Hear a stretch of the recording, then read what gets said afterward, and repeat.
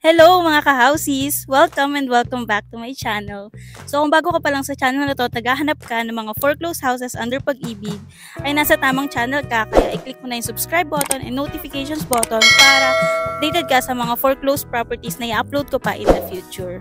So ngayon, nandito tayo sa Calamba Park Place, dito sa may Makiling, Calamba, Laguna, at meron tayong foreclosed properties na 100 square meters ang kanyang lot area dito sa may phase 1. At ang masasabi ko lang ay sobrang swerte ng makakakuha nitong property na to kasi pinagawa na siya ng first owner, as makikita nyo mamaya sa video, tiles na lahat, and then meron pang modular cabinets. And then sa second floor, meron na rin siyang mga divisions for the toilet and bath, and meron ding divisions for the bedrooms. Three bedrooms. And then without further ado, tara puntahan na natin. So, ayun na nga, alam ko excited ka na makita yung property kasi nga tulad ng sinabi ko kanina, meron na siyang modular cabinets and meron na rin siyang tiles. So, hindi na siya bare finish, isa na siyang fully furnished at pwede na siyang tirhan. Pero bagong lahat, yun nga, pupunta tayo ngayon dito sa Calamba Park Place. Katabi siya ng Tiffany Village, yan, dito sa Barangay Makiling, Calamba, Laguna. So, ayan yung Tiffany Village. Then, yan yung katabi niya is yung Calamba Park Place. As you can see, gated subdivision and safe na safe ang inyong family pag napag-decidean nyo na dito tumira. Ang property pala na ito is under siya sa second public auction ng NCR, tranche 290. Ang kanyang bidding duration is around August 19 to August 23, 2024. So, since under siya sa second public auction, ibig sabihin, meron ka pang 10 to 20% discount depending on your mode of payment. And as I have mentioned earlier, ang kanyang lot area ay 100 square meters, samantalang ang kanyang floor area ay 44.5 square meters. Ang kanyang starting bid is around 2.3 million pesos. So, ang magiging monthly amortization nyo for 30 years is around 14 to 15,000 pesos. So, syempre, ang inyong 5% bid bond is around 115,000 pesos, which is sulit na kasi kung makikita nyo nga yung loob ng property is super ganda niya pa talaga and livable siya. So, ito na yung property.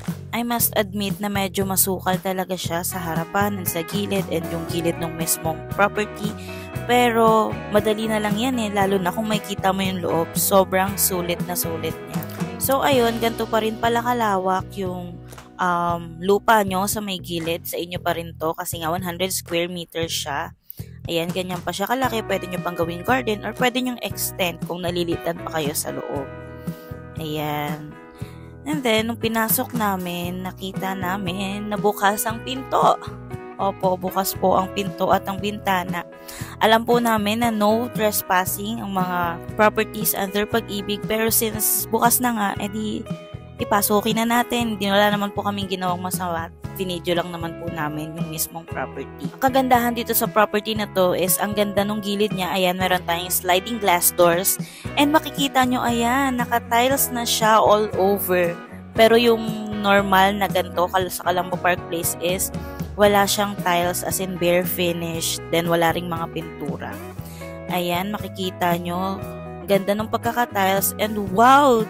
Tingnan nyo naman yung kitchen, meron na siyang modular cabinets, meron na ring sink. Kung aware kayo yung mga gantong uri ng modular cabinets is sobrang mahal niya. And tingnan nyo, super sleek ng design, aesthetic yung pagkaka-design kasi naka-hide na yung handles, ayan, nasa taas na siya. And yung loob ng mismong cabinets is meron pang mga divisions. So, super ganda na talaga nung pagkakagawa ng cabinets nila. Then, dito sa may back part naman, makikita nyo pag binuksan namin yung door is meron pa rin kayong lupa na pwede nyong i-extend or paglagyan ng kung ano-ano.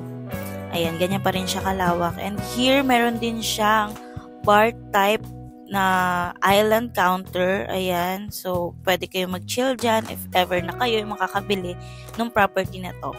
Okay, and then now, sa bathroom. Maganda na rin yung bathroom niya. Meron na siyang tiles sa baba and sa gilid. Meron na ring lavatory dito. So, super good na talaga. And then now, punta naman tayo sa second floor. As you can see, yung stairs niya is pinaayos na rin nila kasi hindi ganito yung stairs kapag normal. And wow, meron dito sa second floor, meron na rin siyang divisions. Ayan, meron na siyang bath dito. Medyo maliit compared sa first floor pero okay na, diba? And then meron ditong 3 bedrooms with divisions and doors. Yung dalawa nakalock, yung isa hindi. Bago ko pala makalimutan, ang complete address itong property na to is Calamba Park Place, Phase 1, Block 11, Lot 19, Barangay Makiling, Calamba, Laguna. So, if interested kayo sa property na to, ilalagay ko dito yung full details. Pero ang masasabi ko lang is super swerte nyo na kapag kayo yung nanalo dito sa property na ito. Kasi super fully furnished na siya. Lilinisin nyo na lang yung gilid. And pwede na kayong tumira. Ayan, kinato ko pala to and feeling ko tiles siya. Di naman ako expert, pero yeah. And nung binuksan namin yung modular cabinets, wala rin namang laman and ang lilinis niya pa talaga. And yung here din, ayan, nandyan makikita nyo yung parang panel ng buong, electrical panel ng buong house. So, ayun lang mga ka-houses. If ever na nag-enjoy kayo sa video na to, just hit the subscribe button and notifications button para updated kayo sa mga future na videos na i-upload ko pa about foreclosed properties. Like nyo na rin pala yung aking Facebook page at mag-message kayo if ever na may urgent kayong questions para masagot ko rin agad-agad. Ayun lang, hanggang sa muli mga ka-houses. Paalam!